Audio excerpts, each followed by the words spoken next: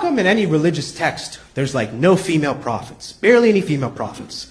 Is it because God is sexist? You know, some mystics believe that the Abrahamic God, the one that Jews and Christians and Muslims believe in, is actually a false god called the Demiurge. Yeah, I guess we're making everybody mad today, huh? You know the one, the beneficent authority figure, the law-giving, tough but fair father figure in the sky. That's the Demiurge. Now, personally, I think this version of God quite elegantly sums up just how limited the human mind is capable of being. Because it's the result of what happened when we collectively tried to conceptualize divinity. And what did we do? We projected ourselves onto it. A patriarchal society picturing divinity created a big patriarch in the sky, a big cloud daddy that was essentially a divine extension of their own authority. And then they used that metaphorical divine authority as a justification for their own authority. Well, I have been chosen by the grand cloud daddy in the sky. I have been chosen to rule as ground daddy in his name. Yea, verily. Obviously, this concept is too cartoonishly simple to actually be the god of a universe as giant and bizarre and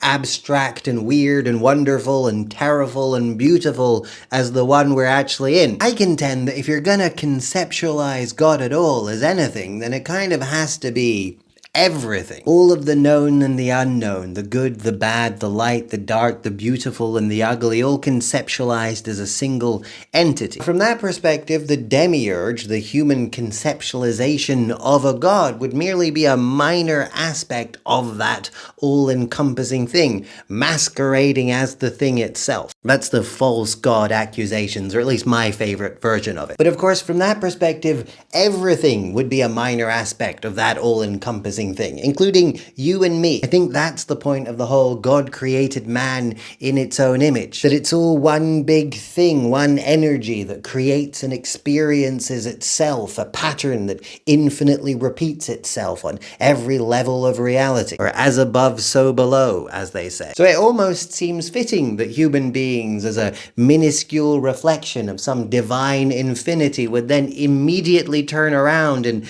make a divinity out of their own reflection. God created humanity out of its own image, and then man in his hubris created God out of our own image in return.